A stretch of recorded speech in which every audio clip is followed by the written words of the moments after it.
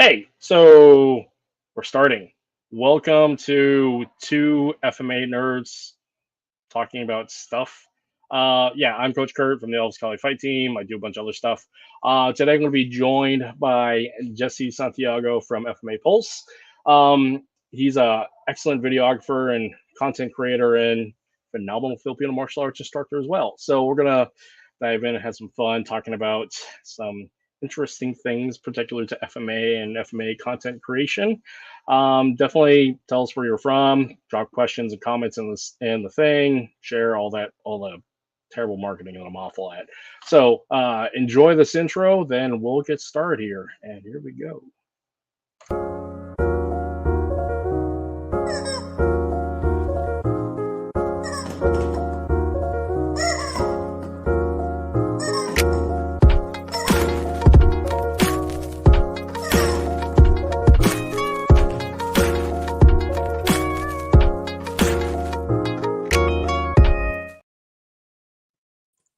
All right, let's do this. So, Guro Jessie, how's it going, man?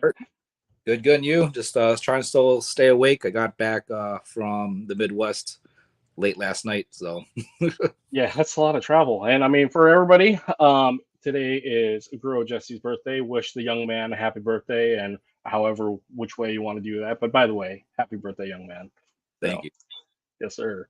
So yeah, traveling. And we were talking a little bit about this before we got started. But I mean, you spend a lot of time on the road, and you spend a lot. I mean, we'll dive into who you are and what you do and who your daddy was and all that fun stuff. But you spend a lot of time on the road. Um, how is that for the past 10 years? I mean, it's weird. I've been traveling more now since after COVID. It started in 2021.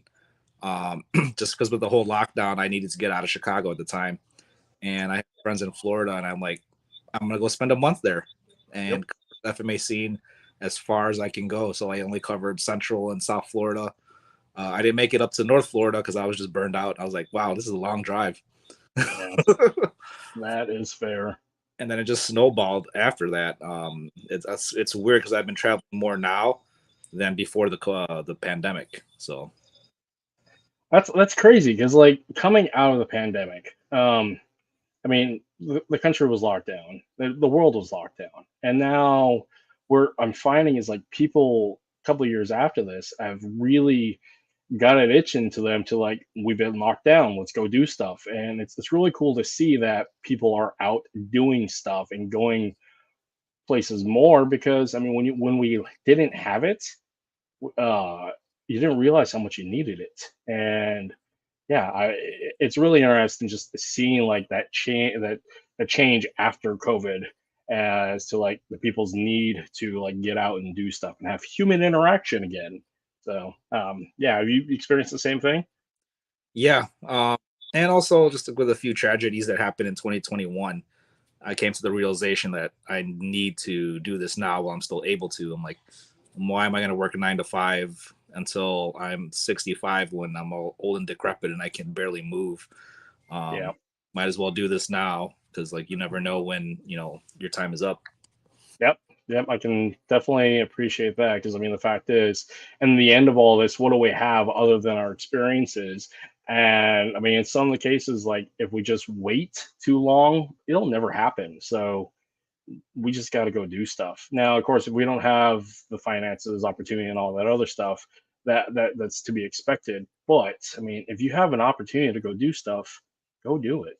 And that's what's really cool about like FMA after COVID, and especially in the digital landscape, is people have really connected and it's made an effort to like reach out and coordinate and communicate and say, hey, we were all separated because of circumstance. Now let's get together and hang out and do stuff.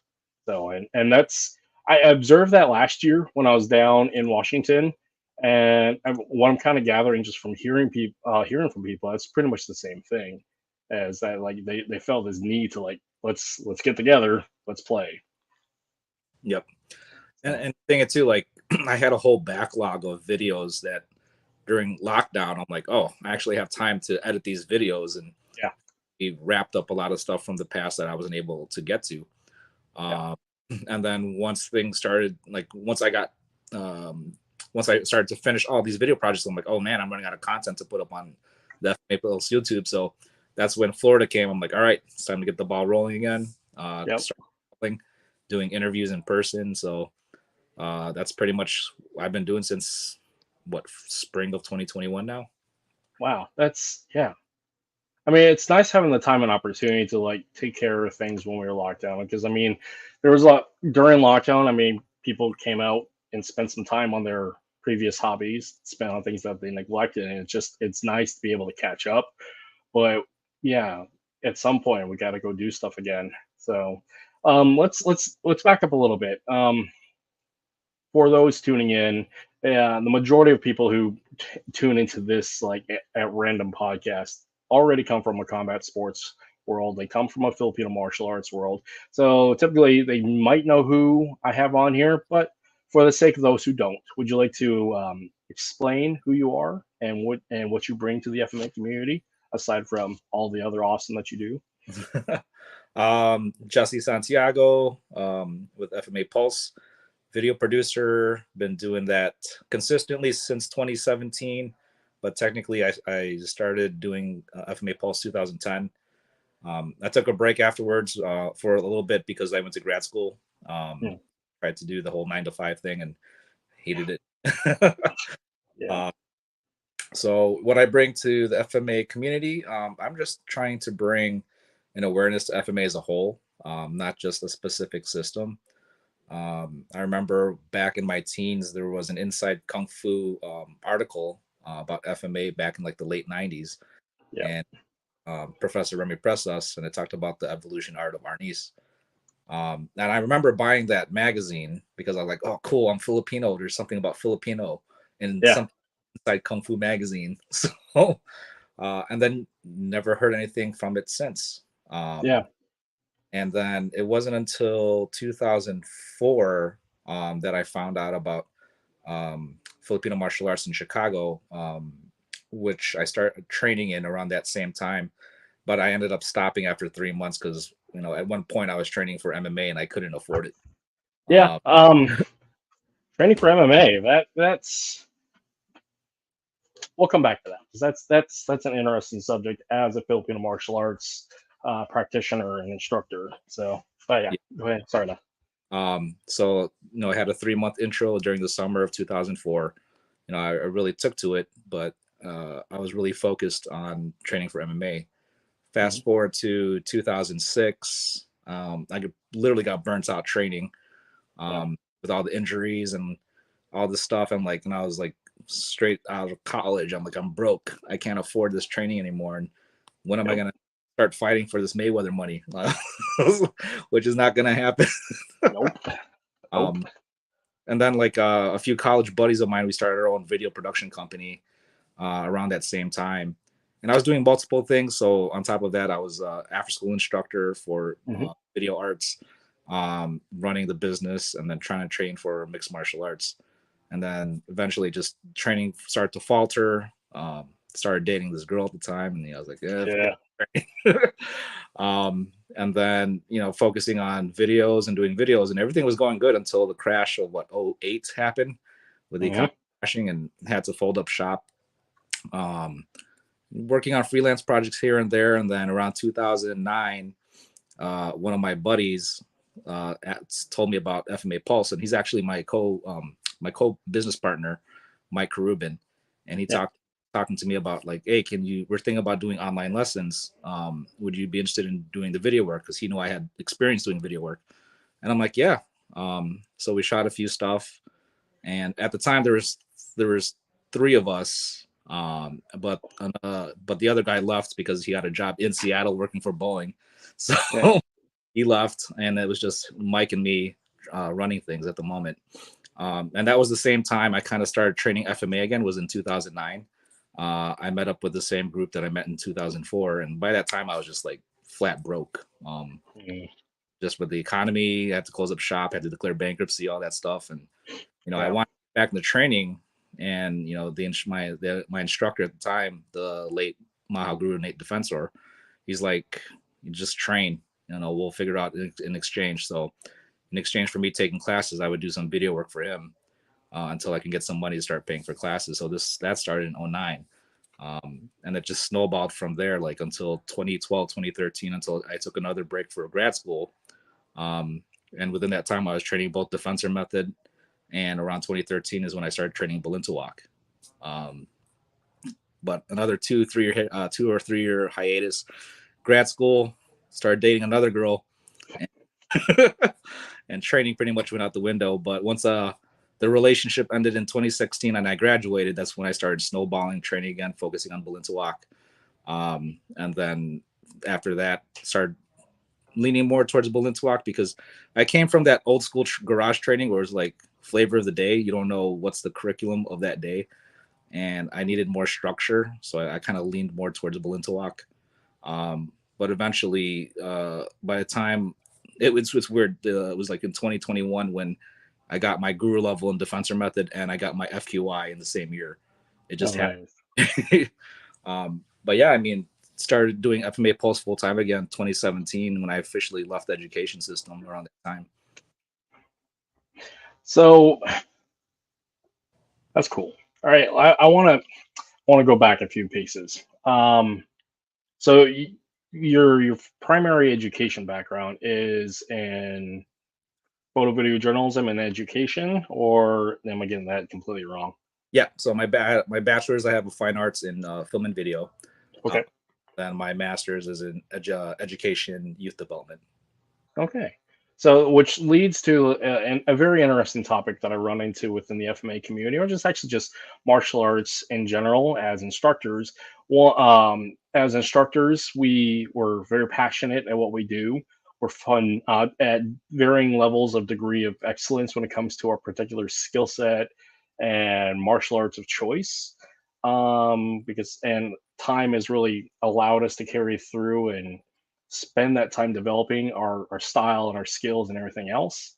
However, as business owners, as school owners, as educators, that gets kind of pushed off to the back. And what's interesting that I find is some of the really phenomenal martial arts instructors have a degree in business, have some sort of degree attached to education, and has some association with the behavioral health community. And what I'm finding is when we talk about codifying, there's like this whole the backyard training methodology. Because I mean, I started in the backyard with the men of my family, and it's funny, I'm back in the backyard with my son and again men of my family, and it's really interesting seeing like that approach of like, hey, we're going to do this today, but when it comes to schools, curriculum, and structure, you have to codify things, and it's a big point of contention that I've seen in the FMA community in general. It's like the agreement of what is what. But I mean, if we're looking at the fact that we want to pass this down the line, the one of the benefits that we have so far is we have video work, which has been an absolute bit of success for us as an FMA community, is because we have so much video and we spend so much time developing video and documenting stuff. And the other part where we can like do some better work, I think, is in the curriculum, um, annotation, documentation, and archiving. Now, the question we run into is the different camps of agreeing what a curriculum is, and I think it's like group upon group and organization on organization. But back to that long bird trail here, with an education background, with building curriculum, if you've done and built curriculum, have you seen some successes and otherwise with that?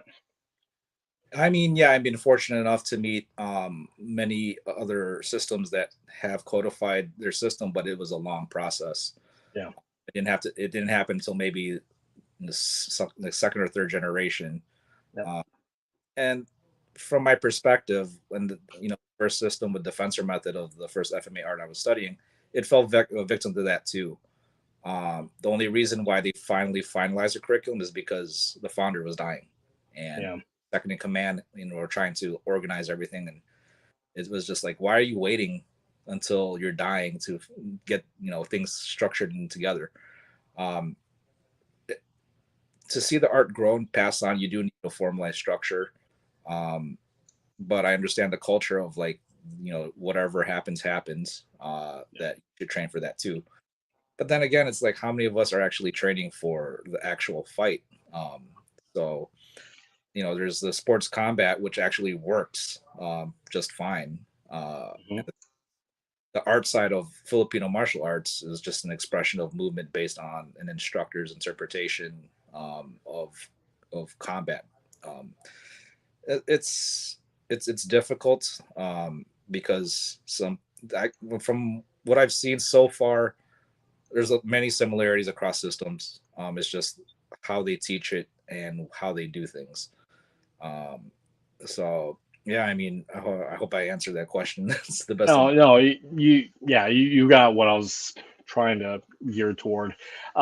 Because like codifying is unique to, like you said, the particular system, but the things that we do codify, because like the things that we are constantly arguing about in the FMA community is spelling, for example.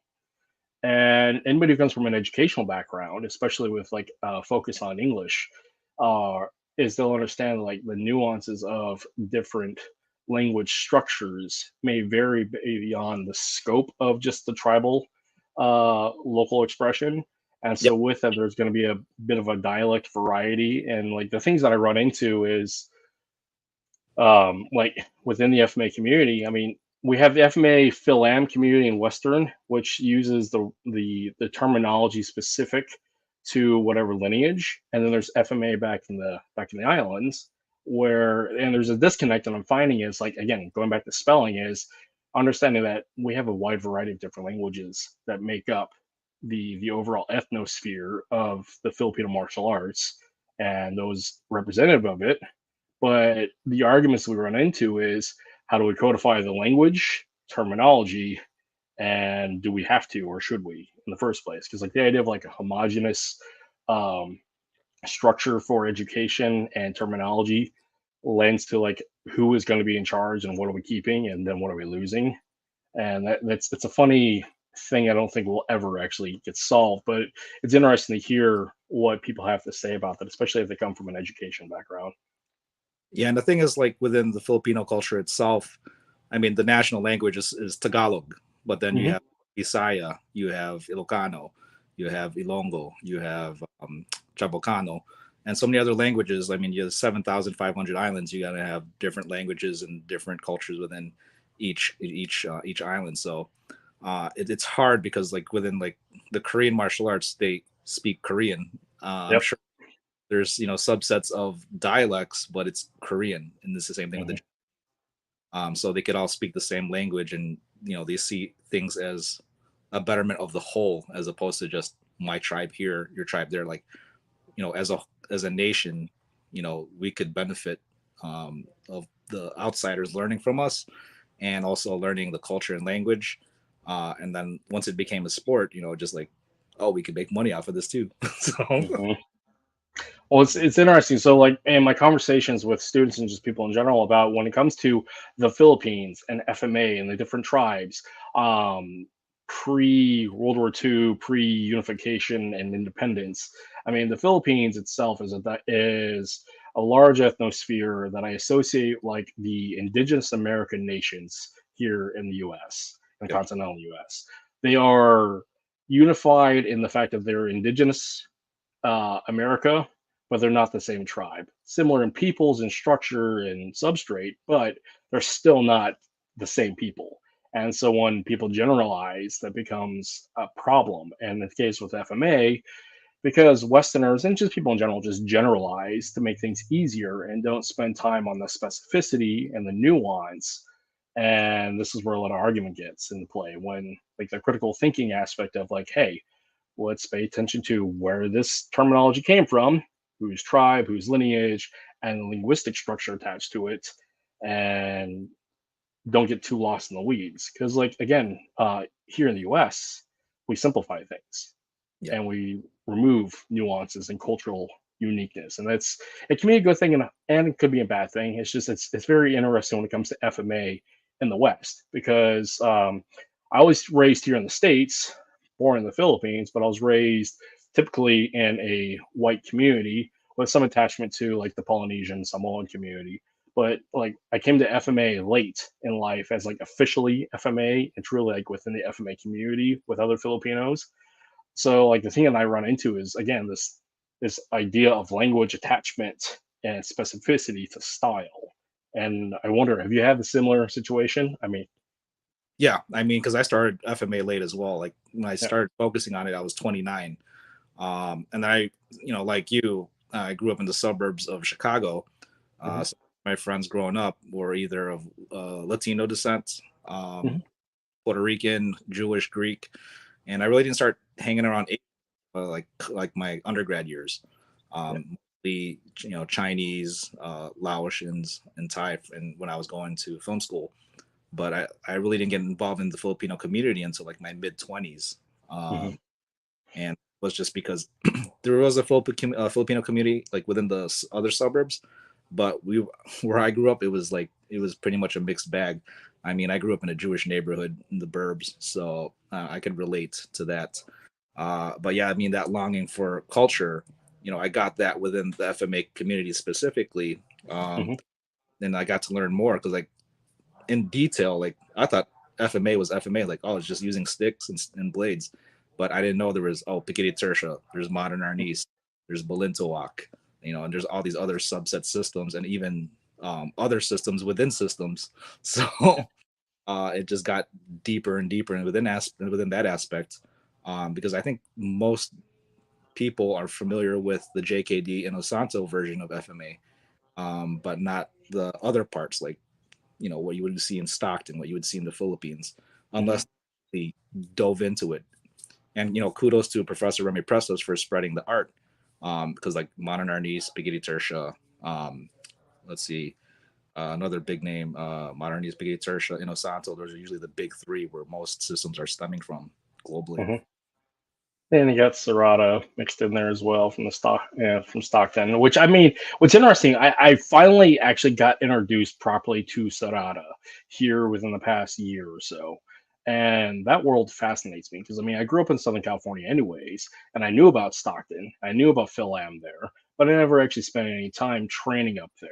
But up here in Alaska, come to find out, my good friend Virgil Navarez moves here a couple of years ago and has now introduced me to the Sarada lineage and like the interesting nuances in the history of that.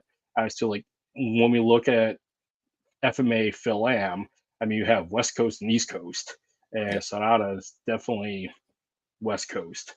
So Oh yeah. and just yeah, it's interesting and I like it. So Yeah, because it's interesting when I saw Serrata ending up on the East Coast, especially when I was in mhm, Orlando. Because if you think about the founder and the people that train underneath him, of how they branched out, because GM Ron Saturno, you have GM Carlito Bonjak, you also have the one of the other guys, Master Jimmy Takosa, mhm, you have Sura Mike and I, and all the other branches that learn under the late senior grandmaster Angel Cabalas, and see how that spread from Stockton to other parts of the country. Like for me, how I learned Serrata was through the Anayan branch because that's who mm, my learned it from. And then I see other people how they play it, and I'm like, it's not too off. We just have certain cadences and nuances, but it's still the same art. We just learned it differently, but the movements are there. yeah. And which is really interesting. So, because you have traveled and filmed so many great practitioners and instructors out there, and you've done some filming abroad back in the Philippines, correct? Yeah, I was at the Russian House in the Philippines event earlier in the year. Okay. Did you get a chance to like film and interview local practitioners and instructors while you were there? Yeah. So between Cebu, Boracay, and Bacolod, I was Hmm. able to do a lot of people. Well, at least the ones that were available there. I'm actually Yeah. working on them right now. I'm trying to get August's content ready before I head out to Puerto Rico. But yeah, I mean, it was really a treat to meet like all the different styles within those regions. Granted, if I stayed there longer, I could have gotten more, but Oh I yeah. got enough that it's going to keep me busy for a while. And before I left Chicago too, like I filmed a whole bunch before I left, and I'm like, all right, I could take a break for doing these interviews for a while, and just focus on getting this done. Especially like I've been meaning to get the stuff from the Philippines done, but because of the process of me moving from Chicago to Arizona, I'm like, I don't have time. Yeah, that's totally fair. So that leads my question as to the differences between Phil-Am FMA versus FMA back how it's taught back in the islands. Um, I haven't had the opportunity to train back in the islands. I haven't been back to the Phil. I haven't been back since I left, and that was 30 plus years ago. My forward intention is to go back in 2025. But the things that I'm curious about is in your exposure and experience with filming such a variety of practitioners and instructors, what are some like the major differences that you're seeing between the way it's taught back home and home? Because I mean, there's a distinction, and I'm curious to see what the difference is from your viewpoint as a videographer and some similarities. Okay. Well, yeah, I mean, definitely. I mean, differences is it's pretty much dirty. Like when you go to the Philippines, you're not really thinking about safety. You're thinking about control, but Mhm. accidents do happen. And the thing in the Philippines, you also have the elements against you. You have the heat. You know, the certain smells of food and funk that kind of permeates the air. And people, there is no formalities sometimes unless it's an organized group. So I mean, on both sides of the coast between Philippines and America, there's similarities in terms of you still have those that teach it old school, like to a select few behind Mhm. closed doors, and then you have the organized groups that kind of teaches it to the masses. Um, and I think with Philippines, with what's going on with some of the organizations, especially what I've seen with what Alexander Pisarkin is doing with Russian House, he Mhm. wants it to be a camp where all these other systems are getting promoted and not just one specific system. So they want to organize it for more tourists. So I think they have to cater it in a way where it's going to appeal to the masses, as opposed to like, let me see your hand, whack, and if you come back tomorrow, okay, that means you're serious. um, Yeah. so safety is always a concern. I think on both ends. It would have been interesting to see how training was back in the day when I hear the stories of like everyone was getting bruised and bloody in the backyards and putting dotted jaw on all their bruises, and they're training 4 to 6 hours a day. But I think times have changed now with like padded stick, Mhm. uh, and trainer blades. Where back then they just put duct tape on their machetes and that was their training blade. So I Yep. mean, the training in the Philippines, it's mainly environmental, Mhm. um, and also culture. The culture is different too, because most Phil-Ams, there's a disconnect. Like like most of us, without growing up around the culture, we know the Yeah. food. Most of our friends growing up were non-Filipino, whereas in the Philippines, it's like the humor is different. If you're easily offended, it's not offensive to them. So, Let uh, alone the if you don't have the accent, as soon as you speak, like, oh, you're one of them. yeah, Yeah. yes. There's also the disconnect between it's a shame too because the whole term amboy, Mhm. that they think that you have money or you think that you're better than them. uh but I've been fortunate enough to meet people in the Philippines that are open. I mean, the Filipino culture has always been open to everyone. um and then it's different when you meet second or third generation Filipinos on American soil, where it's they may or may not have that cultural upbringing. So Yeah. mushrooms are done. Mushrooms My are done. son, my son is coming inside from glorious feats of manliness with the neighbors. So we've been, like I said, we've been bonding in the backyard, going back to the traditional ways of the men of the tribe playing in the backyard. So, and it's also summer in Alaska. So my son's been swinging swords with the neighbor kid for a while, to include, and also with me and my training partner Cooper. So yeah, having fun that way.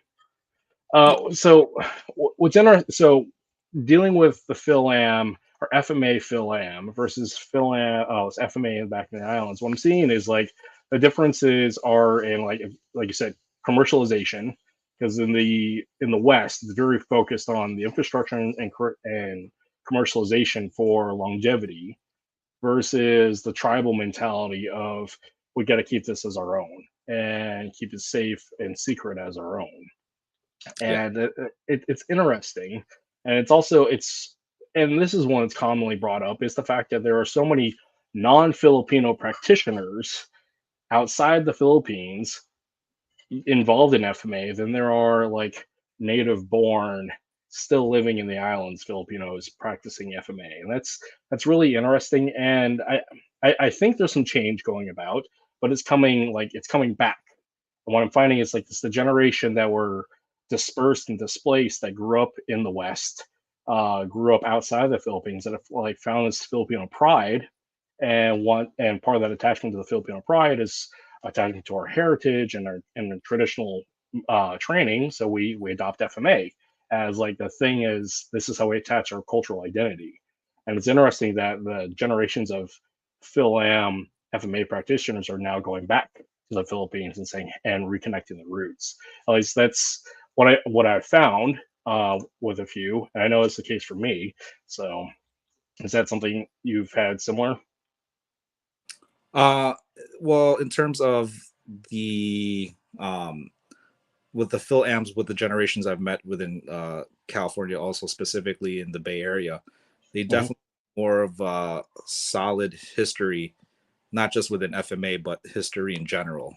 Yeah. Um, they want that history that was pre-colonial Spanish, Yeah. instead of being, this after colonialization, which in Philippines is what it is now, which is influenced by Spanish, American, and the Western culture. So a lot of them want that indigenous history, Hmm. and that's one of the key things as well. Uh, and so a lot of them, if they have time, they'll go back and learn the traditional dances, and food, uh, you know, specifically also clothing based Hmm. on, because over once it reaches the states, they think, oh, it's all the same, but like no, you're probably wearing something that's from a different tribe that doesn't coincide where your family's from in the Philippines.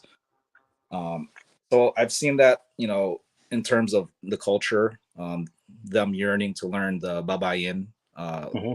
the scripture, and even though they're not using it on a regular basis, they want to actually go out and learn it, at their local community centers. Because that's a good thing about the Bay Area is like, they're still trying to maintain the culture.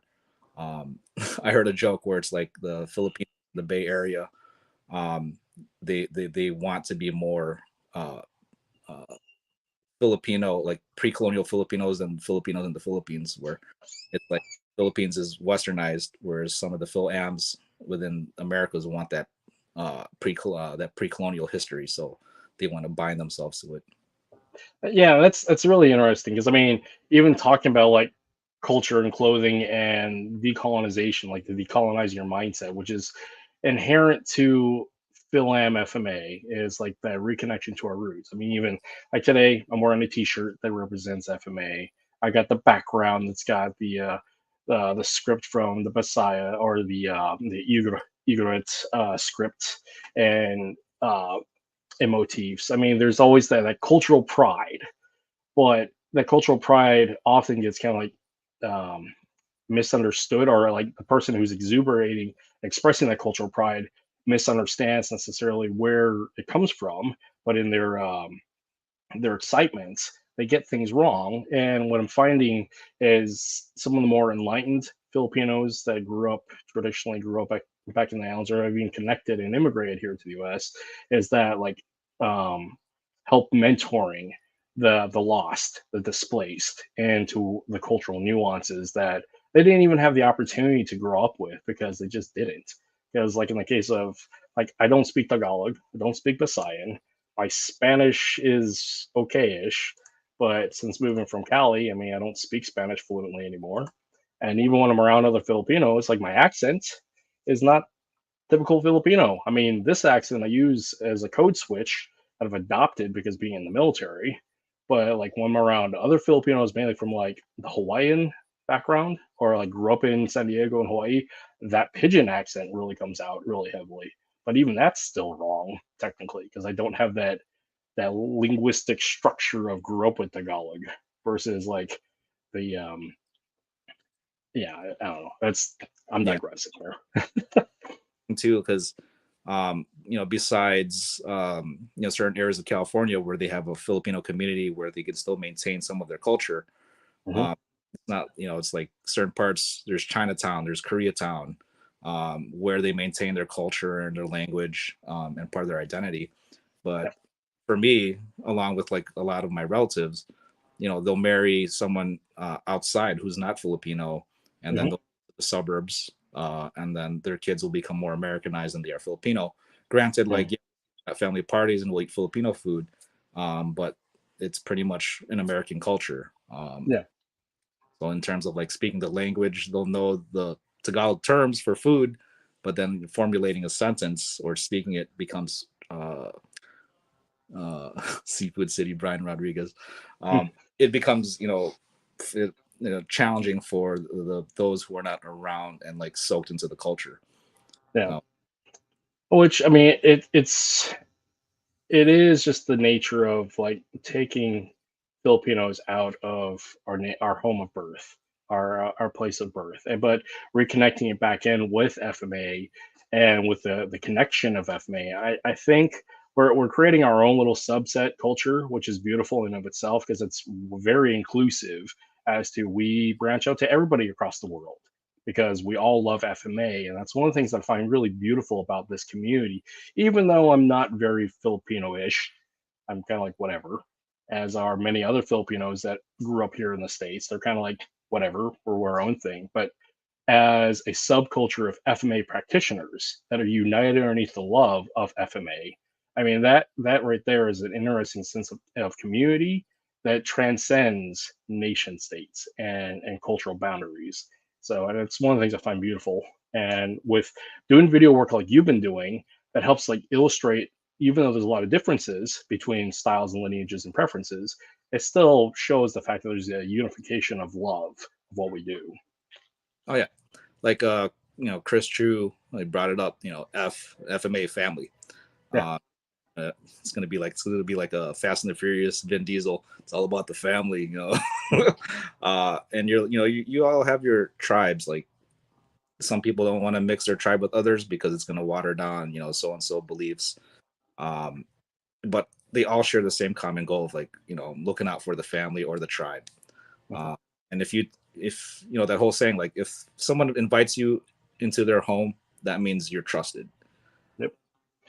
And if you do something bad, then yeah, you're gonna get kicked out of that home, or something bad's gonna happen to you. Uh, and that's across all Filipino martial arts groups I've met. Because in the end, granted, we all like training face to face, but you could only defend what you see that's coming at you. You can't defend someone who's coming behind you to shank you in the kidney. So, Yeah. and the thing is, it's like they just tell you be a good person, be a respectful person, because you never know, like if you're coming off cocky and arrogant.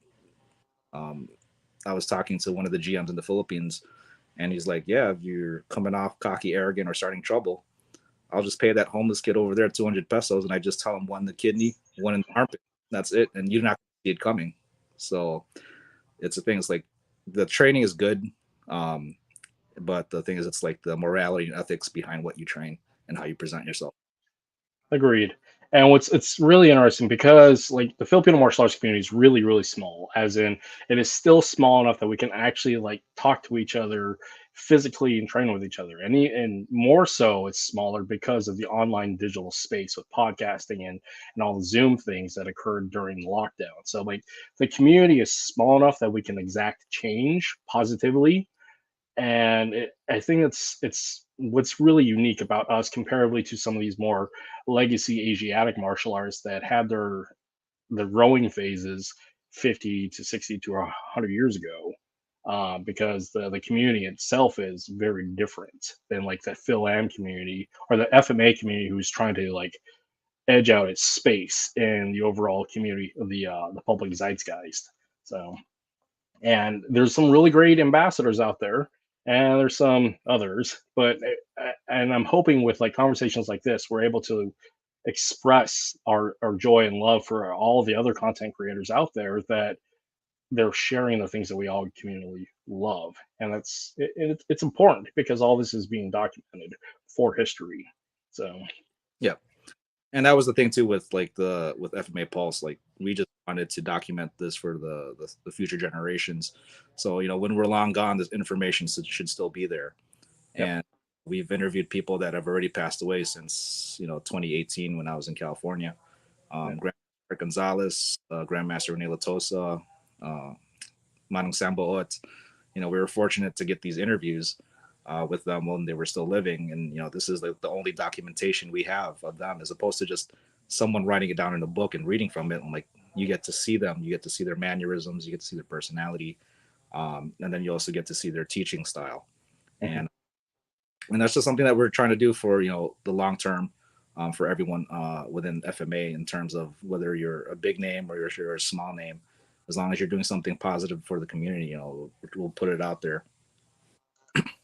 Yeah, and that's, I mean, that goes even to like the basis of just anything is be a good person, have good character, and reap the rewards of it. And that I'm finding that more and more as I've come back to the FMA community, especially online communities, that the interactions of, like, you can tell the people who are there to pick a fight, and then you got everybody else who's trying to like share in the love void and what we do. And I'm trying to be of the voice of like the legitimately happy expression of I support everybody because I love what I do. I love FMA, and I know everybody else loves FMA because we're part of the community. So being supportive is really important. And what I'm seeing is like I said, the content creation community of FMA is also even smaller, and it's a good thing because we are able to piggyback and learn from each other. And the fact that we're also trying to like work with each other, it helps us like self have accountability with amongst each other, and also help prop each other up and support each other. So I don't know if that's something you've experienced as well, or Yeah, I mean, all the people I've met so far within the FMA community, at least the people that I've met, happened organically, and they pretty much extended their homes to me. Like, hey Jesse, if you're ever back here, I got an extra room, so you don't have to pay for that hotel space. yeah, And oh yeah, there it is. And there is. I always visit them every time I'm back in their area, and it's just like, even though we don't talk much on social media, it's like we're just picking up where we left off. Is everyone has their own lives. Like everyone's Yeah, married, have kids, you have jobs, and like for me, I'm not gonna be like, hey, what are you doing right now? Answer me right now. What are you doing right now? yeah. I'll be like, hey, I'm gonna be in town in a couple of weeks. Are you free? And then we'll go from there. Uh, but yeah, I've been with the people I've met. They've been very hospitable in terms of every time I've interviewed them. So with me, I just let things happen organically. I don't Mhm. go chasing people too. Like, if there's a person that I want to interview and like our schedules can't match up, I'm like, it's like I got to go move on to the next one. So I'll catch you on the next time. So I mean, the fact is, I mean, things just come around anyways, and they happen when they're supposed to happen. And when we try to force it, it sometimes comes off as disingenuous, especially as like somebody who has observed FMA content creation or just content creation in general. Is you can tell people who are really trying to boost numbers, and versus people like, hey, you're somebody cool I want to talk to, so I'm just going to talk to you, and whatever is fine works out and it's great. So, and it's yeah, it's really interesting to see that. Like two things I really wanted to talk about today. I mean, we've talked a little bit about content creation. The other one is about the difference between FMA as it's taught here in the U.S. and FMA as it's taught back in the Philippines, and that experience. But it leads to an interesting thing that you brought up about uh, using as tourism. So with like some of the Asiatic martial arts, so like with China, you can go to the Shaolin Temple, train there. Thailand, of course, you can go to all the Muay Thai academies and be a martial arts tourist. Japan does a whole bunch of martial arts tourism. Same with Korea. So like the big four, they have that and they yeah, have the infrastructure there. For the Philippines, aside from like the cultural experience of we're going to go in the jungle, go on the beach, and go beat the crap out of each other with sticks and swords and knives, the what I'm curious about in your experience is what has been the aside from going back to the very traditional roots, what have been some of those other things that have really sparked people's interest with Filipino martial arts tourism back in the Philippines? For me, I would say, for me, I would just say it's more community based. Mhm. They either love the instructor or they love the training group or both. And it just gives them time to see the Philippine culture, Mhm. what's being taught in the classroom in, let's say, Europe or United States, just to be entrenched in that culture. So in terms of like how the whole attracting tourists to train in the Philippines, it's good for the economy in the Philippines. It's good to bring awareness to the different arts, because there's so many different other arts besides what's in the mainstream right now Yeah. of what's considered FMA. Then I was like, these guys need recognition too, because I'm sure you've heard the stories of foreigners going to the Philippines, learning these underground systems, bringing it back to their home country, and then rebranding it or calling it something else and passing it off as their own and not giving anything back. I have a direct connection to that. That's a funny story to go into. So, well, we can digress on that a little bit later. But yeah, I have a direct connection to such a situation. But as for like, yeah, FMA tourism, which is really unique and interesting, is I mean, we're selling the people. We're selling not the people, or that's awful. We're selling the culture, the society, and the community there, which is a great opportunity. Because I mean, what I'm finding with Americans when they go do training camps wherever they're going, there's a specific focus and intent in mind as to like we're going to Thailand to go prep for a fight and fight well there in Thailand. For Japan, for some of the Japanese and Okinawan arts, it's specific to theirs. But when I'm finding with Americans, they really like having a goal-oriented product result as to what they're doing versus like immersing themselves into like enjoying the thing and doing a little bit of training attached to it. So it ends up being more like we're going on a vacation and doing a little bit of training versus like some of the combat sports tourism of like we're going to go train, we're going to go fight, and we're going to come back bloodied and bruised. Because that leads to my other question about coming to FMA late. I mean, you started off in combat sports, yes? Yeah. So, as a kid, when I was a kid, I did the YMCA karate class when I was young. I had two older brothers growing up, so I was, rough and tumble with them. And then I played full contact football in high school. So, just growing up with that, and like in my early 20s, that's when MMA was getting big, and I Mhm. started playing MMA.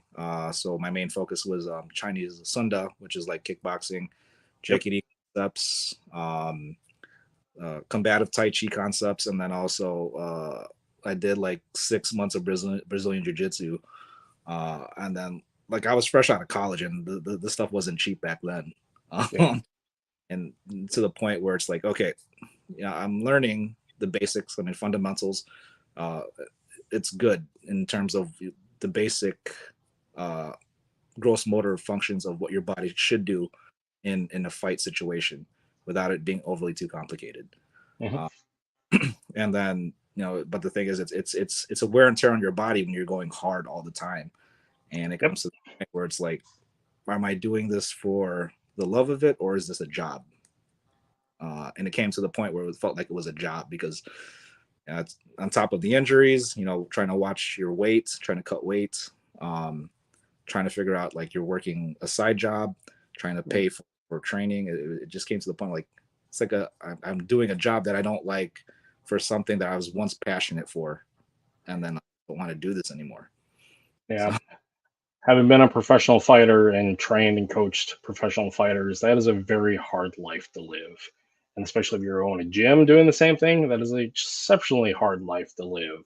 So if we can find the way to enjoy the art side of it, and that's the thing I find about like with Filipino martial arts is and this is a comment that I have about like what is the big goal and all goal with FMA of how do we make it more applicable to the masses and palatable to the masses?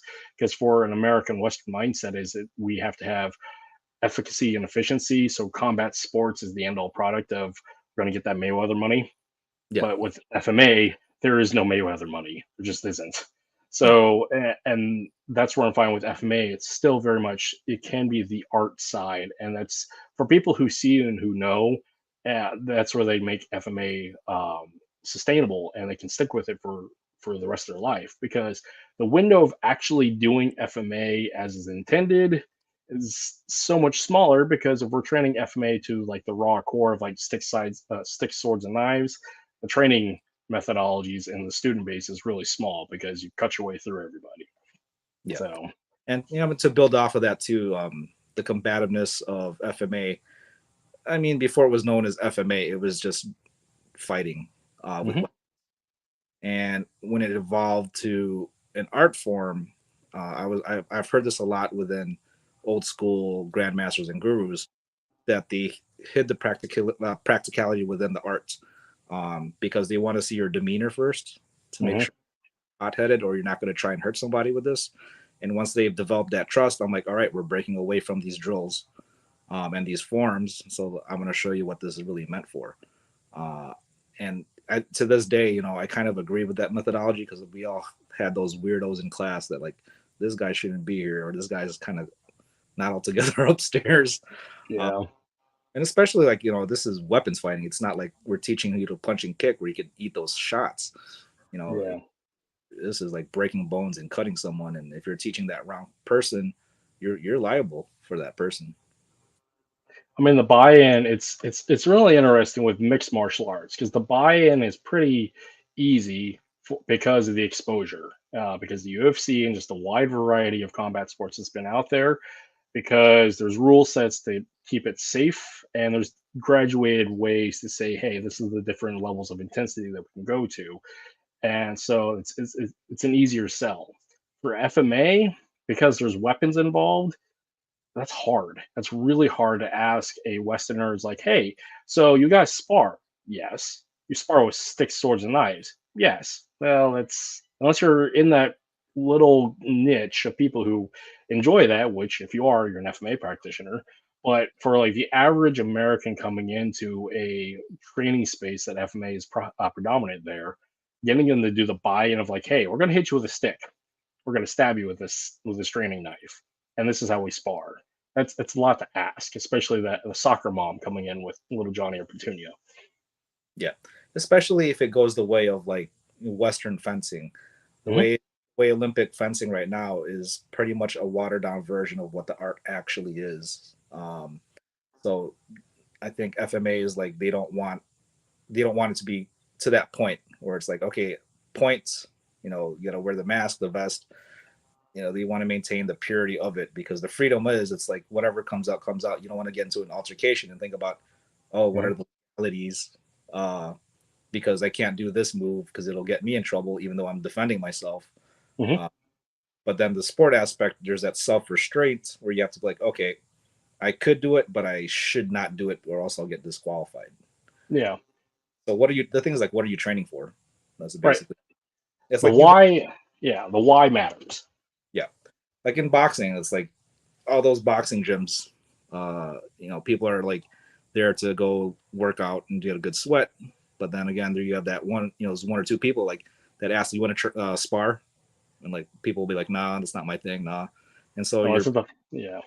so I mean, you've probably seen that where it's like you get like this huge class of 20 people in, training, running around, jump rope, punching the bags and hitting the mitts, and they look good. But then Hmm. as the comes are like, all right, you want to, spar? People's like, nah, I'm not. That's not really my thing. So it's across all combat sports. They Yeah, like the health aspect of it, but not the actual. I'm not willing to get bruised up and get my nose broken because I have to go to work the next day and I can't go to work looking like this. So yeah, it's the whole like 1%, 10%, 80% structure. Because like unless it's a proper fight house where the intention and sustainability is going for the 10 and the 1% of we're producing combat sports athletes, but even then they're still there, the foundation is still built up by everybody else. But I mean, having the graduated different tiers of experience and reasons why also helps. But with FMA, it's interesting as to one, the experience of the FMA instructor themselves and what they bring to that class and their intent, and also have the integrity of saying, hey, I'm not everything underneath the sun, but here's my specialization and my preferences. Because I mean, there's just like anything else, you got charlatans and liars and everything else of trying to be everything for marketability. And I mean, that creates a problem in general. And so with FMA, without like a competition structure, I really wonder, aside from like the community side of we know people because our community is really small, without a competition structure, how do we eliminate some of that obscurity and also lack of integrity within the FMA community? Not saying that everybody does, and not but there's in the in the hypothetical here for somebody who is being dishonest about FMA and their in the background. How do we do some quality control as a community? I mean, usually, from what I've seen with people like that, that they usually just weed themselves out. Yeah. Because like the thing is, like when they do get challenged, it really doesn't show well when it comes to the eye of the public. Mhm. So I mean, in terms of the whole charlatans were like, they know everything in the book. Yeah, and I kind of think that the whole JKD philosophy kind of like permeated within the FMA, where it's like, oh, we can do everything, we can adapt this and that. Do you teach double stick? Yeah, we can. uh, the thing is, it's like with me as an instructor, like I tell people, I could teach you based on what I know off the curriculum. I Mhm. can't be a fighter. People who could take a hit and keep on going. Like when I was sparring, I thought I hit this guy with my best shots. I'm like, holy shit, this guy's still coming after me. So I can't really, teach you to have that metal, Yeah. that spirit. And I tell people, I'm like, what are you doing this for? For me, I'm doing it as, part of my cultural heritage. Mhm. And for me, just, I enjoy the community and like getting in touch with my Filipino culture. But if you're not Filipino, I'm like, why are you going into this? Like, what is your intentions going into this? Like anything else. Yeah.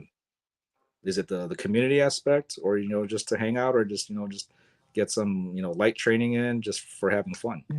And the thing is, like, there's the three areas when I interviewed Bram Frank. He said Mhm. like the three areas like sports combat, combatives, and then the traditional. And Yep. what are your you could train all three, or one out of the three, or two out of the three.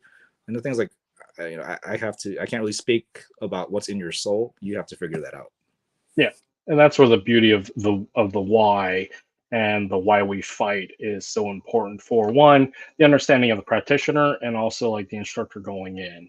Because like there's some very niche areas that FMA does really well, but people but sometimes gets over I don't want to say saturated, but like over attached to like the efficacy side of like the battle tested, used by special operations, etc. Whereas the very typical, like that's a very specific group of people. But like the breadth and depth of FMA is so much more, and that's like the accepting the beauty of it, of the variety is really important.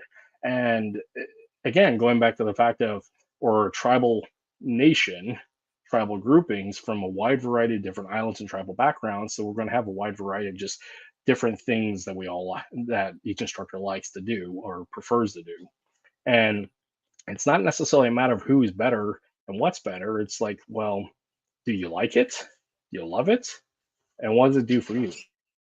Yep. And like going back to the art versus practicality. I mean, if you look at any security cam footage within the United States, Latin America, Asia, Africa, Europe, a street fight looks the same in all those countries. There's nothing pretty about it.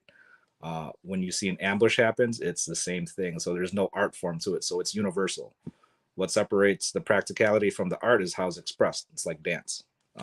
So that's how I explain things to people. I'm like, so what makes Filipino martial arts different? It's basically the how it's taught, how it's trained, how combative is expressed through movement and not through um, primordial instinct.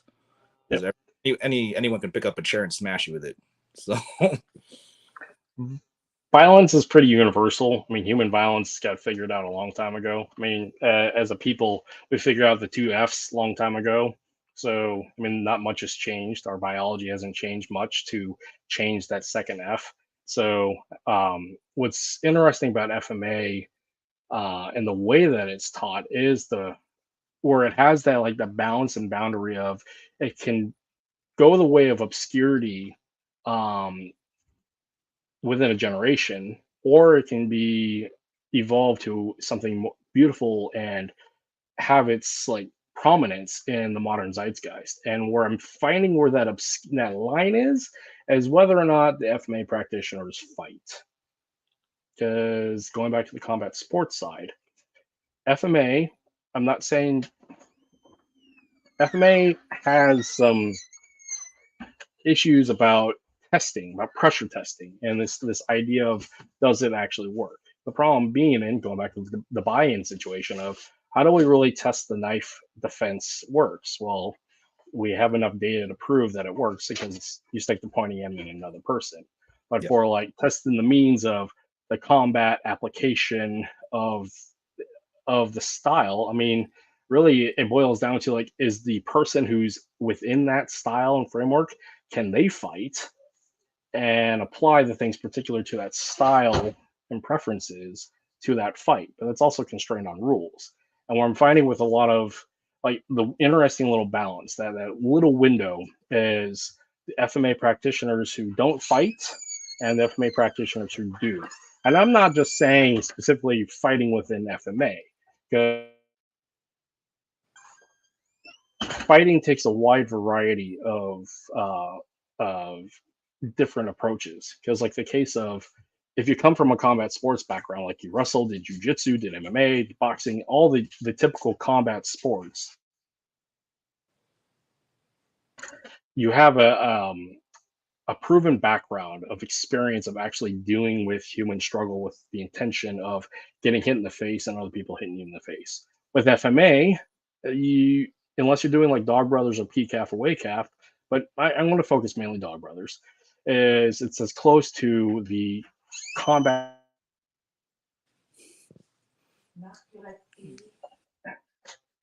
It is the closest to some of that combat honesty of full contact. And and this boils back to my questions with like, is it FMA? Is if we're doing full contact sparring or full contact competition, is it FMA or is it not? Is it just MMA with a stick, or is it FMA that's full contact? I mean, it's a weird little divide of.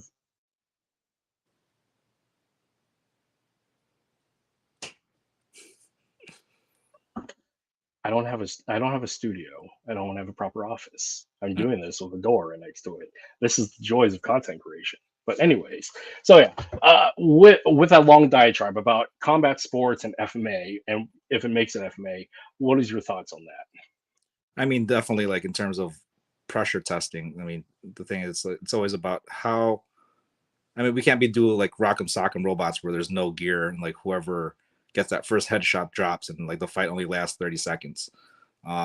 You know, with what Dog Brothers are doing, it's like it takes a specific mindset to do that type of training because there's no money involved. It's just pride.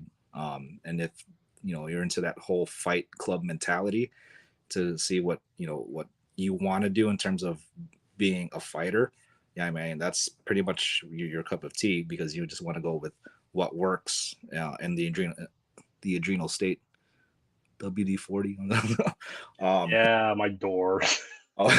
uh, so yeah, I mean, what you know in an adrenal state where like both of you are amped up, and then you just bum rush each other and see what happens.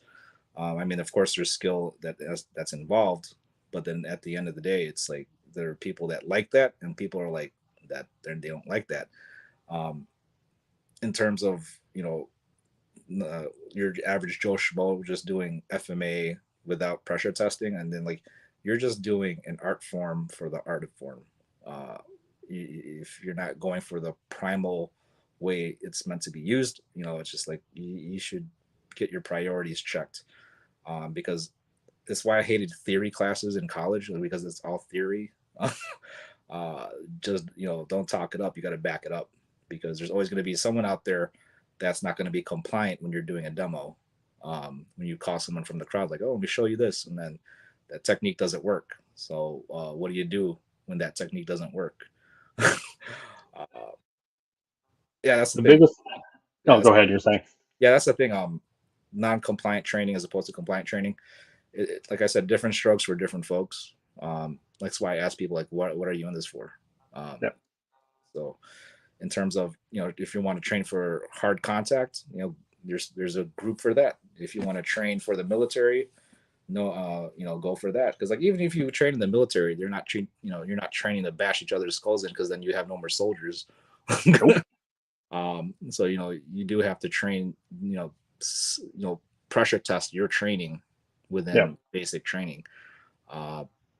But for those who are just doing it, just like art for dance, they just want to do it just for health and just movement. And I've seen a lot of FMA groups do that. They just want to do the art side of it. So, like I said, it's like, what's the purpose with your training?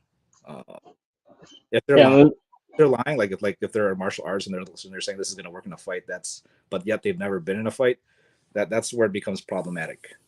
They should know better, as opposed to just preaching what their teacher told them. And that's the thing. It's with me. It's like, I've been through that spectrum, and it's not fun on both sides. When you're teaching practicality, your body's going to take a lot of contact, and your lifespan in terms of training and teaching just becomes shorter and shorter. So then, as you get older, you got to figure out, how much longer can I do this, or how can I teach this differently? So. I totally agree. The why really matters, and the why is different for everybody. And even within the spectrum of the why, even within combat sports, not everybody's going to be that 1% who actually makes it pro. There's a whole bunch of journeyman boxers out there that did okay enough to go pro, but aren't the title fighters. And that same analogy can be equated to FMA. Not every FMA practitioner is going to be training in the Navy SEALs. Not every practitioner is going to be training fight choreography for a movie. But if we all love what we love, and that's fine. Just having that honesty and that integrity is really important. And I'm thinking, with the way that social media has been, and with like the amount of content creation that's been made within the Filipino martial arts community, and all the documentation, and the fact that the community is really small, we're able, like you said, to weed it out and figure it out, because you can see how a person moves. You can't just rely upon a treatise that was written a couple hundred years ago. Here, we have immediately can see the proof of their action. And on top of all that, I mean, pressure testing in just from hard sparring shows enough as to whether or not you can move and whether you can fight. Because again, fighting is universal, and the principles of fighting work no matter what. What changes is the tools and the rule sets. So regardless if you have a stick, sword, or knife, I mean, if you can't fight, you won't be able to use those anyways. So yeah, it's like, it's the whole fight or flight mentality. Yep. That's why, like, in terms of fighter, the ones that could, like, I mentioned this when I did that interview with Chris Drew. It's like that fighter, that undefeated fighter that suffers their first loss, and they're never the same because they keep on losing after that fight, all the fights after. But the fighters that lose but come back winning, that's the fighter. So yeah, and I agree. Can't really put that into someone. No, and that's an internal art. Okay, because martial arts, there's the wide variety of the external, but there's also the internal. And the internal I'm finding is more important, and the internal isn't just the chi ball. It's the internal art is your integrity, your resiliency, all those, the reasons why that makes you a fighter or a martial artist in general. And the fact is, I mean, you learn from your losses, because like when I fought, I lost a lot because I fought in the wrong weight division. So, but I was too stubborn or too stupid to change weight divisions and weight brackets, because I had it in me that I want to fight heavyweight, but I'm 5'6", and that's stupid. So, but so with it, I lost a lot. I lost the majority of my last pro fight. I lost. So I mean, that's just the name of the game. But it doesn't define who I am anymore. We used to, but at the point being where I'm at, where I'm looking at FMA is more of an internal art, as to, again, cultural identification, connection, and just enjoyment of the beauty of movement. That's what FMA is necessary for me. And it is okay for people to like have that spectrum of combat application in the beginning because they may need to, but all the fun stuff, all the like the beautiful stuff happens in the long run. But you have to get there and and get to that point where you enjoy the art side because the art is sustainable. Being a fighter is not. So Exactly. yeah, Would have been interesting too to see these young GMs, I mean these GMs, these older GMs back in their younger days, because I mean I've heard the stories of how they fought, and it's not how they present the art now. yeah, So and you, I yeah. mean, the seminar's over, and when I hear them talking, they're like, "Oh, remember that one time I bum rushed this guy? Then you guys flanked his friends and just bashed their heads in." I'm just like, "Dang!" It was like, Yeah, that wasn't like we're gonna have a duel. That was just like this is straight warfare tactics. Attack at the flank. So yeah. And that's the other part about like the misnomer about martial arts and fighting and warfare and violence because they're different things. Because in the case of sport is codified by rules to keep things safe and for longevity. Now, there's some applications in sport fighting that applies to everything else because it's unified to human structures and needs and capabilities. But when it comes to violence and warfare and combat, there's other things involved. The notion of the romantic duel between two practitioners is a misnomer. It's a misunderstanding. Now it has occurred, obviously, but in like the scope of actual warfare and actual fighting, it's like, well, I'm going to flank him with my buddies.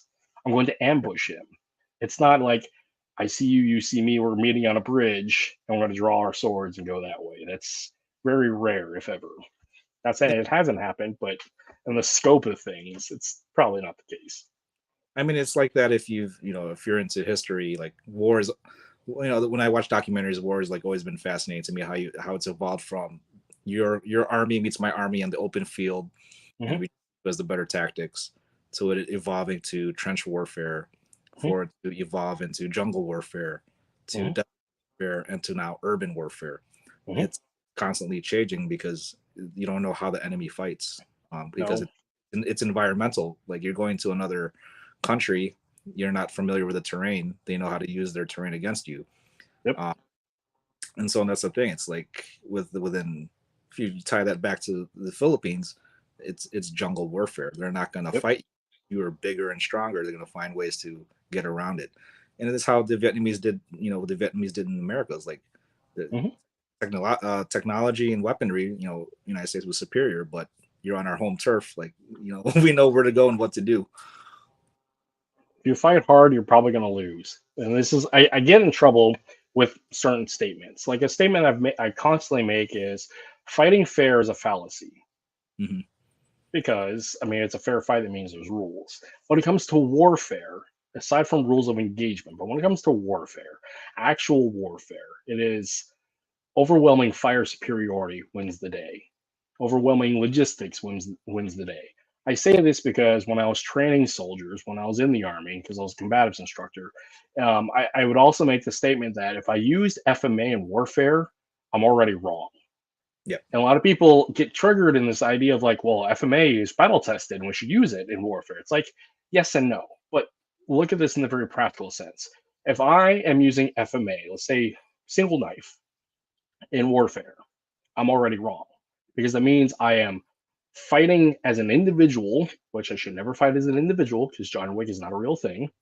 Um, I should not be fighting as an individual. I should have my buddy team, my fire team. I should be fighting with supported base of fire and overall combined forces. So, and I shouldn't be using a close range weapon in a point attack style warfare. So, again, this idea of fighting fair, that's it's interesting. It's like people don't make that further intuitive leap and have that critical thinking mindset of like, well, he says you should never use FMA in warfare. It's like I'm not saying people don't because they do, but me as the individual, as a soldier, teaching my soldiers that if you're using this specifically in warfare, unless you're taking out a sentry, you're already wrong because one, where's your buddy? Where's Yep. your squad? And all these other things. But again, it's this issue of like people don't understand warfare. People don't understand soldiery.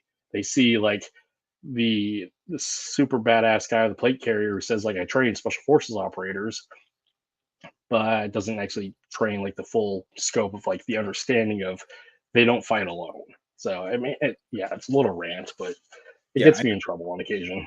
well, it shouldn't, because one of the other instructors I interviewed, he said, asked him like, what's the difference between Philippines and America Mhm. in fight, and he says in the Philippines, I can call my friends and we could get into a fight, with another guy quickly. So it all depends on who has the most friends that night or that day. Mhm. He said it's not. And here in America, it's like, oh, I need help. We need to fight this dude, and like your friend, like, oh, I can't. It's gonna take me 2 hours to get to you.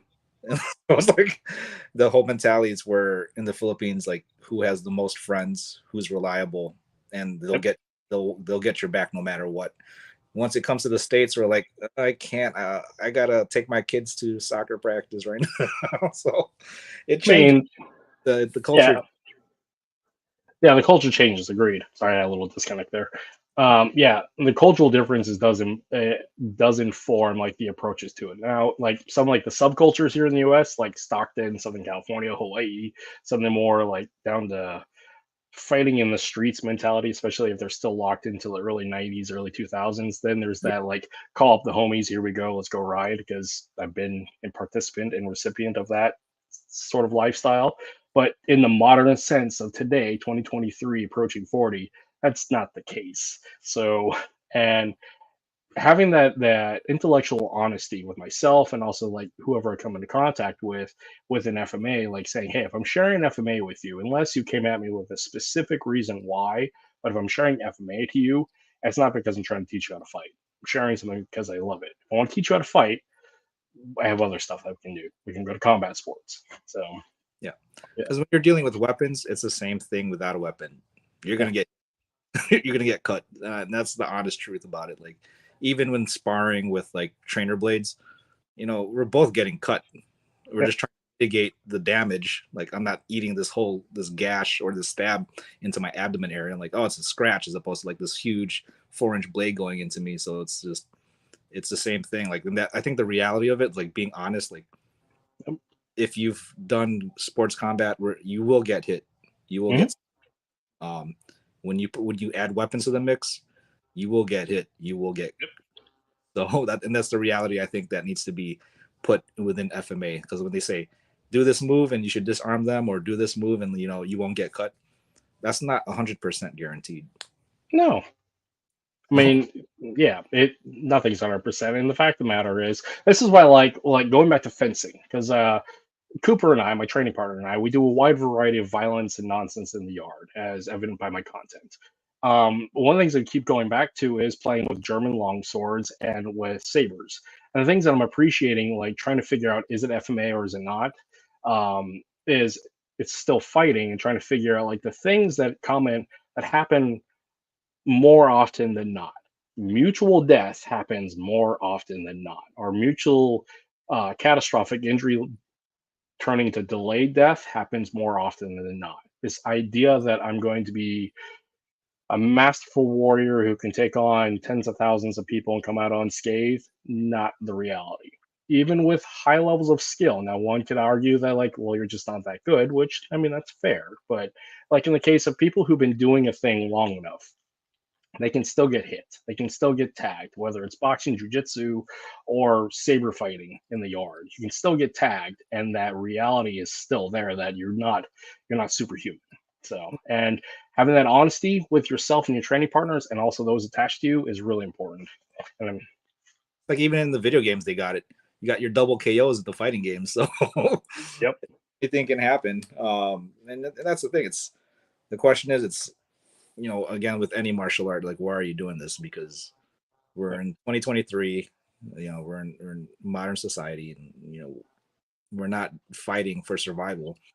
no, Um, we're thinking about making that dollar to pay rent, and so as opposed to like, oh, this guy is trying to invade my house, or invade my village to take my livestock. mhm. So right now it's just like, shoot, my next hunt is like, what's my next gig, or whatever it is to make that money. And that's the thing where like I try to be more attentive and aware as to like how I preface things with verbal qualifiers as to like the subject matter of If I'm using FMA in warfare, I'm wrong. It's like, well, there's that. But like this other aspect of if I'm using for FMA, if I'm using this for combat, I'm wrong. But it's like the specificity as to, I'm not saying that people don't, because like some of the things that get me in trouble is like saying that knife on knife duels don't happen. Like, well, they do. Clearly, they do all over the world. But as an average practitioner here in the West, in suburban America, and if, especially if I'm a FMA practitioner going down to the local martial arts academy, that already puts me at an economic level that I probably will not engage in that level of violence. Not saying that it won't happen, but the higher means of it probably won't happen is more common than other. And this is where, like, again, having that honesty of like, who am I actually catering to and teaching, and what is the reality of their situation given their location and economic structure? Yeah. Because I mean, the difference is again like street violence that happens in a very specific economic cultural uh, sector versus like the average martial arts practitioner who is going to the training gym to train. Yeah. And it's interesting too, because if you think of industrialized countries, I mean, let's take, for example, England, where they have the strictest gun laws where no one can have a gun, but they And have the, knives. yeah, but the highest knife attacks in terms of, crime with a weapon. And the thing is, it's like, okay, what's causing these knife attacks? Hmm. Situation that's causing these people to attack you with a blade. So if somebody wants to do physical harm to you in a main physical, like in a major way, they'll do it, because even if you get rid of the knives, they'll pick up a baseball bat. If you get rid of the baseball, they'll pick up a chair. It's like if they want to do major damage to you, not just with their fists, anything around them will be a weapon, or they can make a makeshift tool into a weapon. It's Hmm. just this nature at that point. Yeah, the creativity behind violence is often like the balance of morality. That's a big superfluous statement, but the fact is, uh, a, a lot of people don't think in such the criminally creative ways because they're not criminals if they aren't.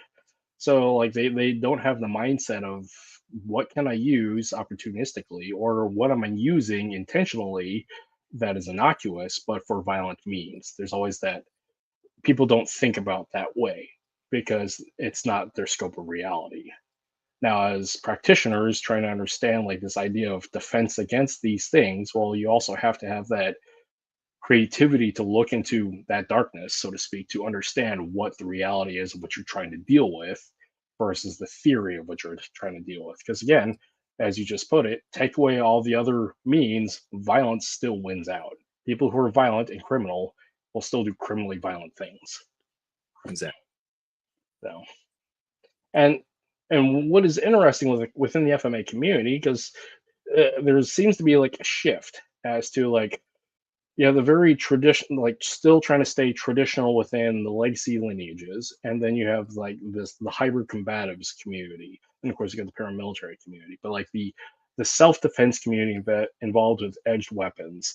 That's an interesting space to operate in because there's again there's a wide variety of opportunity there, but also a wide variety of experiences and levels of honesty.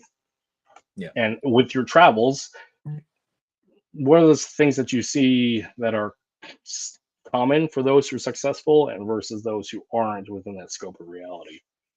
Yeah. And also, like, depending on the instructor too. I mean, coming from an education background, Hmm. uh, this was a discussion that kind of enlightened me at the time, where it's not the subject matter um, that's being taught; it's the connection between the student and teacher. Yep. So if the student can't connect with the teacher, why are they going to learn from you? But Hmm. for those instructors that are popular, there's something about them that resonates within the students, and usually, you know, within the context of the instructor being really good at what they do, whether they're good at like, fighting or not. I mean, if they're good at explaining a certain trade, or teaching a certain trade, it's them. It's not really the art that they're showing, but if they're going, WWE, like, oh, I'm gonna smash your head, brother. This is what you need to do, and all this, I'm gonna throw you off the turnbuckle, all this stuff. But yeah, I mean, it's the individual. Maybe it's marketing. Their Yeah. it all depends on the personas and how you click with people. And honestly, for me, I'm just straight up with people with what I do. I'm not putting up a front. I'm not trying to come up with an alter ego, you know, Yeah. views. I'm like, this is me, take it or leave it. So Yeah. And it's really nice to see like people who are genuine and not a character. Because typical with going back to the 90s, going back to the black belt magazines, because I have a box full of them from the 90s and early 2000s, like you can definitely tell there's some characters in there.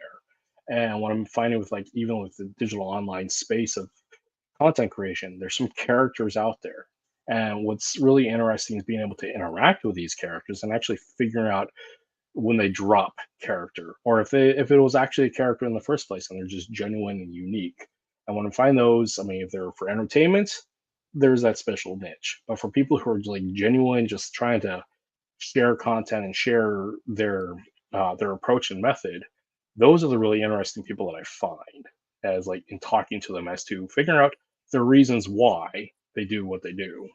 Because if you're doing for entertainment, it's pretty clear what you do and the reasons why. yeah. So I mean, and that's the thing. It's with FMA Pulse, we're more in it for education and informative purposes. We're not there to entertain much. Like people tells me like they keep telling me like, yeah, I need to be in the videos more. So like I did the vlogs here and there, but I'm yeah, like focus should be on the instructor. But no, people like it's like, oh, you should be more of an influencer, but I don't really see myself as an influencer. Like I'm more of the producer. The mhm, focus should be on the subject matter.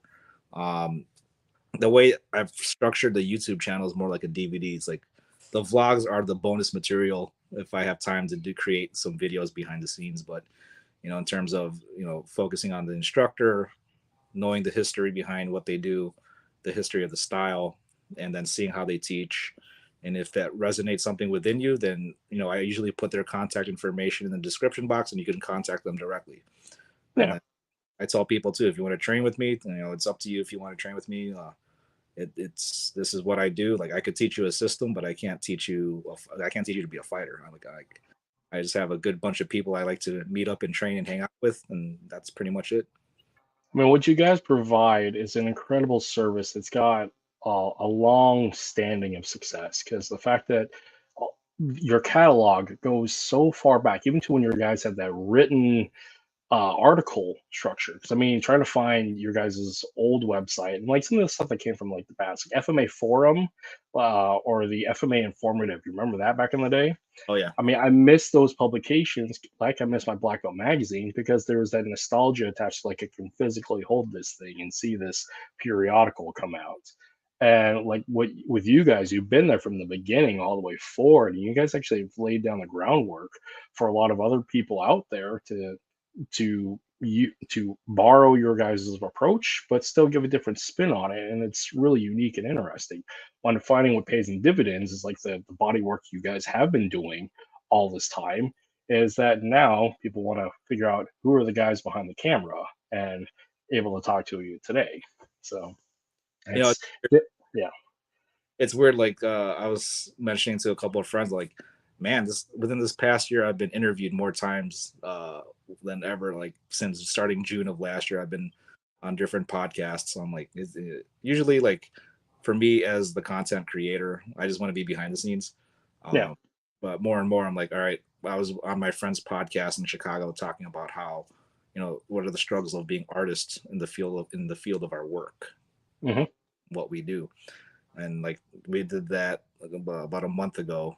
And then when I was in Florida, Chris Chu was like, "All right, let's do another conversation." yeah, So it's like it's weird. Like for me, I'm kind of like people have mentioned like my mannerisms have been like similar to Tuhan Radio Naldo FCS. It's like we're introverted, but it's just like we like doing what we do. So yeah, yeah.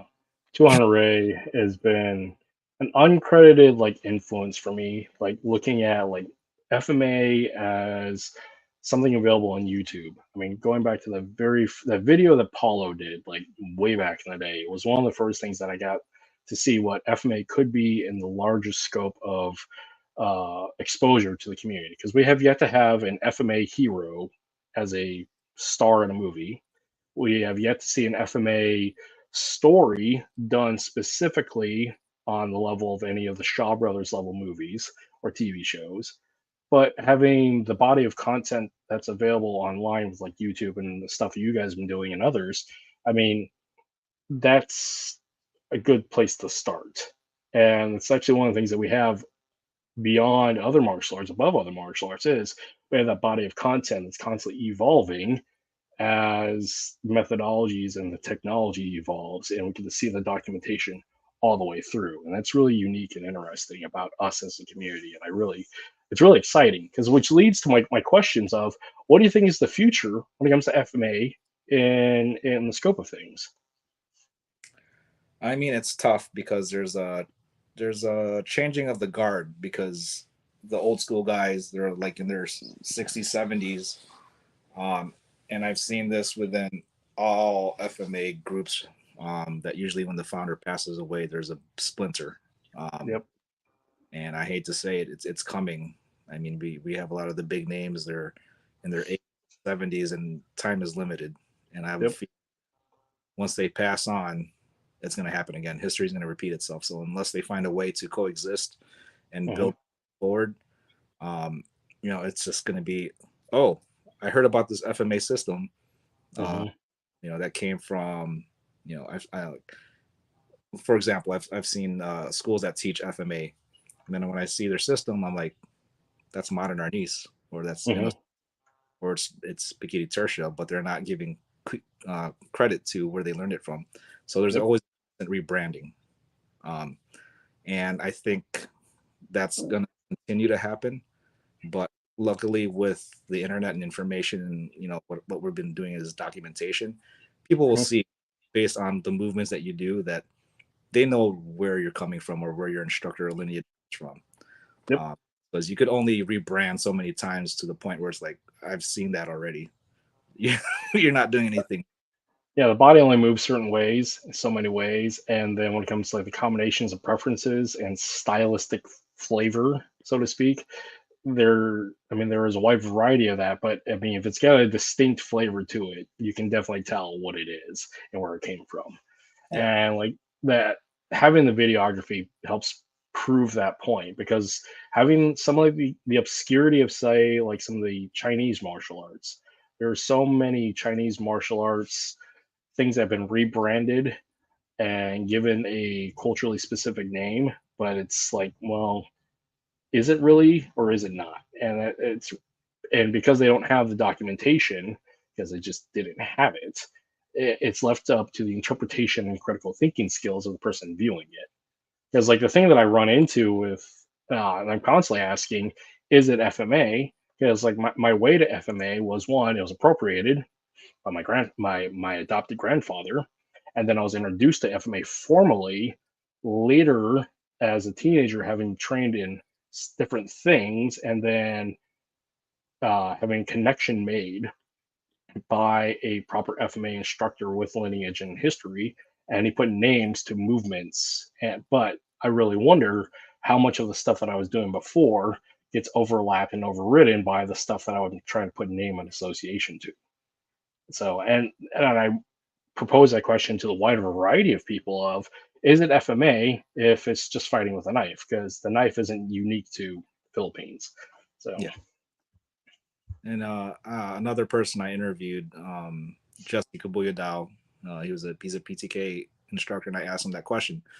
You mm, know, what makes Filipino martial arts, and he said, it's in the heart of a Filipino. It's like we can't really teach you what it's like to be us, to be put in a situation where when things go down, for us the ability to dodge, weave objects on instinct and come up with things on the fly, because mhm, sometimes people can't think creatively on the fly if plan A doesn't work. Plan what's their plan B? What's their plan yeah, C? And Filipinos were like, to the core, we're passionate people. Sometimes we put passion before logic, um, and we're a bit crazy. So we'll yeah, caution. yeah, Um, and you can't really teach that. I mean, it's part of our genetics, our cultural heritage, and you're the fighter, and it's the whole saying of bahala na, whatever happened. Yeah, and that's an answer that I don't think we'll ever get, and I don't think we ever really need to figure out that answer, because the fact is, the beauty of what is, um, because of what we love, what we do, that's beautiful enough. Because to say that it has to be FMA because here's the language structure attached to it, here's the cultural names associated with movements, and that's clearly FMA. There's so much more to that. Yeah. There's the people, the mindset, the beauty of the heritage, the lineage, and also the beauty of that culture of what the Filipinos do in general, of just like take the stuff that is great, make it their own, put their own spin on it, and pass it on. Because that's essentially what's happening here in the West. Is the Filipino martial arts community is adopting certain practices and principles unique to being here, using what they like and making their own thing with it and putting it back out to the masses. And it's that constant like absorption based upon regionality and then expressing it out to the general public. And it's really cool to see and unique to the FMA and just the Filipino culture in general. So, yep.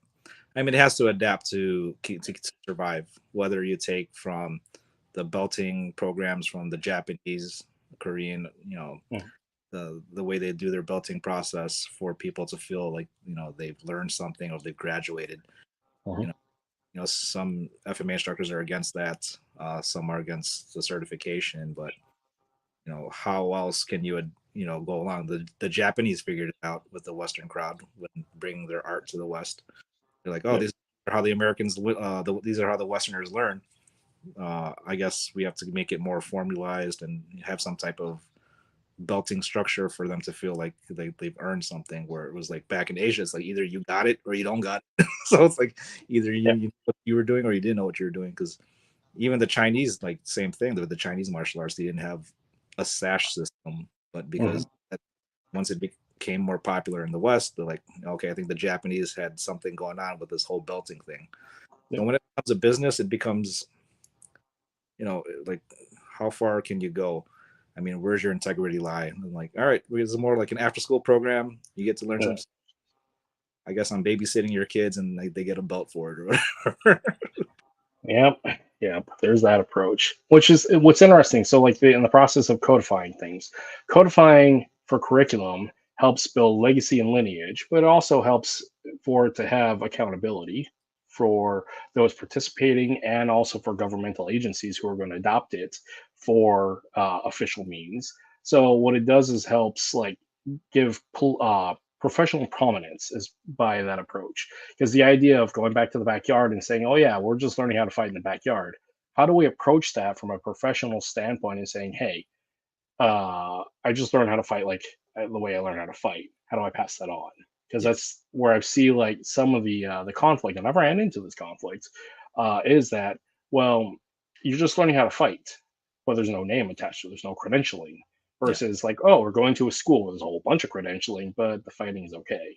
So, and it's a weird structure, because like going back to my time in the military, training soldiers, we had a very structured curriculum because it had to be repeatable, even though to a degree it was watered down, because I mean we're teaching basic soldiers how to do basic combat techniques in as they need to, not training them to become samurai.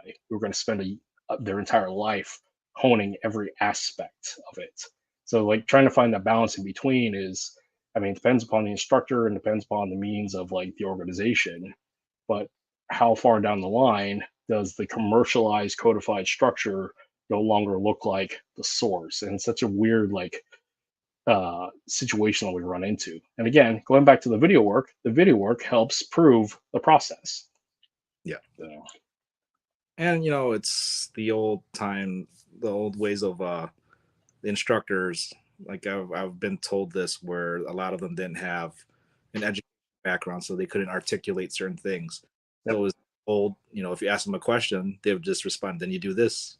I move this way. I hit you here.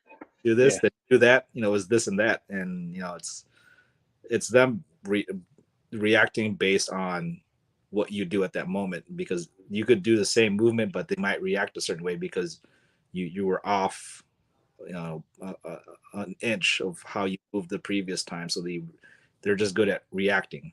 Um, Yep. and the thing is like, wow, that wasn't the first technique you showed before. And they're like, well, you move different the first time around. And I get it, because they're hardwired to react and do, as opposed to explaining it 45-degree angle, left leg back, inside sweep into Yep. a backhand slash to the abdomen, breaking it down in that aspect. Yep. Yeah. And I mean, the fact that we have the opportunity to codify things, I mean, we're talking in circles here, but the fact that we have the opportunity to do so is incredibly powerful and necessary for the future growth. And I really am curious to see what the next 10 years looks like with FMA coming into its prominence both online and in the public eye. And what are the things that we can do to like steer it into that direction that we can get the credit that is due to us as a martial arts community. Because for the combat sports world, mainly MMA, jujitsu sprung on everybody 20 years ago, 30 years ago, and it's here to stay. FMA in certain circles has the opportunity to become obscure and lost because of how niche its efficacy is, particular to specific groups, and it can be obscure because of the lack of combat application and the higher um, proof of work, because there is no combat titles, so to speak, like boxing and combat sports. And I'd be really curious to see. Basically, what I want to see is combat sport competition for FMA at a graduated level of either you do the light stick sparring, stick tag, all the way up to Dog Brothers full contact. I would love to see a codified approach to a open FMA combat league. I would love to see that in the long run. I don't know if we ever will, but that'd be one way to prove stuff. I mean, besides Dog Brothers, I have you seen Juego Toro, the Yeah, yeah, MMA with the with the yep, sticks? So I mean, I think it's going in the right direction. But there's always going to be that purist who like, oh, that guy ate like 3 stick shots to his helmet, he would have been down already. But like, yeah, we know. yeah, I mean, so you're not going to appease everyone. So in terms of, again, what are you doing this for? I mean, if you want to go for sport aspect, but then again, why are you doing it? Like, are you planning on doing this for financial purposes? yeah, Um, and FMA is always going to be that weird martial art in the corner of a gym or a dojo, and people are like, what's that? It's our niece, Eskrima. What's that? It's the yeah, Philippines. What's the Philippines? Is that in Mexico? Like, I've had that come to me yep, times. Like, yep. people Oh, it's still. like what? Yeah, people think that you come up to you and think you're Mexican. It's like, yeah, nope, nope, wrong kind of brown, homie. Yeah. But the thing though is like with FMA, because of the prominence of what again the work that's been done here in the past 10, 15 years is people who know, and especially like combat sports gyms, like if it's especially if it's an old school proper fight house, they have a general eye of okay, that's FMA. I've seen this before because we just have, and it's finding those little niche gyms that is actually a proper combat gym, proper fight house, fight club. They know what's up. And it's like trying to sell it off to like the masses of understanding like that's the 80% belt factory group. The representation of FMA gets a little skewed. But the people who actually fights in those fight gyms, they see it and they know and they recognize it. Even though they may not have the appropriate name, they know what it is. And it's really interesting to see that. Because like going having worked in combat sports for so long as I did, and also in professional martial arts and traditional martial arts, there was a real difference between like the way that some of the Asian martial arts communities viewed FMA as like, oh, it's just a supplemental thing, or is this that thing that people do at seminars? It's like you people with sticks, versus the combat sports world is like, oh, you guys fight with knives, you guys fight with sticks, but it's still that umbrella of hey, you're the guys who also fight. So it's just trying to figure out like who you're talking to is also really important. So Yeah, and I think going forward, historical context needs to be ironed out. yep, Um, and the thing is, like, there's that, like, again, there's that challenge between Phil-Ams and Filipinos in the Philippines, where there's folklore stories that's being passed on here, like it's actual fact, but Yeah. it's fairy tales. Um, and also in terms of just letting the instructors be honest in terms Yeah. of who their instructor was, purpose of why they learned it, why are they Mhm. teaching, um, and if they can go back to the lineage of the area of the Philippines where the fighting style is coming from, good, because that'll be a starting point for people to learn. Because as things come here to the States, it's going to get diluted through every generation. Yep. Because I would love to figure out actually where my family's lineage of FMA actually came from. So, quick story. I've told this several times to different people, but when I come by way of FMA, I come by the way of my adoptive family lineage. So I was adopted in the Philippines in the 80s. My adoptive parents are white and were stationed there at Clark Air Base. Now, all my martial arts and military lineage comes through that family. Lots of martial arts, a lot of military there. But what is interesting and unique to that when it comes to FMA in particular to me is my grandfather from this adoptive family was a World War II Marine Raider, saw a campaign all the way through Guadalcanal, all the way to Okinawa, to Iwo Jima, to Burma, and came back. Somewhere he picked up at a single edged weapons methodology, stripped out any sort of cultural names and nuances, but brought back a single knife methodology of fighting and a single stick methodology of fighting, taught it to my father, my uncles, and later to me, but didn't associate the cultural names to it. So there's my family's lineage. Now, when I was playing with sticks, knives, and swords at a taekwondo school when I was 12, there was a modern arnis practitioner there, a black belt there, who was a Filipino who had immigrated to the U.S. Recognized what I was doing, saw the flat brown nose, and said like, "Oh, you're Filipino. I'm Filipino. You should know what you're doing." And it's like, "Oh yeah, you're doing FMA." I had no idea what I was doing. They had no idea there was a cultural art attached to the stuff that I was doing, and he put names and connections to it. But again, the thing I run into is I was already doing stuff up until that point outside of the scope of FMA. Because like my three other major lineages of martial arts is Western boxing, American spin off of Taekwondo, Kenpo, just American karate, and Shoy Li Foot Kung Fu. So I really wonder with how much my movement is informed based upon that versus some of the flair of the FMA I've adopted over the years. And it's the question of which is which came first, or which influences the other. So, Because especially if you're coming from multiple methodologies, it's hard to pinpoint because you've already hardwired your body to do certain things. Like, only person that could say something is the person watching you, because when you're moving, you're not thinking about choily foot into this yep, triangle work, into this shuffle step. You just you're going things based on reaction. So yep. And at this point in my life, I don't, to a point, yeah, I'm a lineage holder as to what my family does. But the fact is, I really try not to brand it necessarily as FMA. It's just, this is the way that we like to fight. yeah, Where I've adopted into is trying to buy into lineages that I'm training under as to like, hey, I'm going to go through the process of learn FMA through a formal process of instruction. Say like what I'm doing with Taboada Balintawak is I'm going through that dedicated process of like I'm training a FMA specific lineage with codified curriculum and infrastructure so I can have that connection to that lineage. But all the stuff in between, when it comes to like my own personal movement, that's my own. I don't have a name to it. It's just the way I move. And I find that there's a lot of other practitioners who are in the same boat. If they came to FMA late, is that that's just the way that they move. And it's unique and interesting. I mean, also, like, are you teaching the cultural language and identities with the art? And that's the only thing that's going to separate it. Yeah. Like when you take taekwondo classes or any that type of Chinese or Japanese martial arts, you have to say yes sir, no sir, Hmm. and in their language, and then maybe try and read some type of calligraphy from their language, and then that's your cultural aspect of Korean, Japanese, or Chinese culture. And if you're not doing that with your teaching, just it's you're not presenting that culture within that training method. And that's why I like the like say the Kempo or the Kaju Kempo community, where it's very much like Hawaii, SoCal flavor of martial art, but clearly developed in the U.S.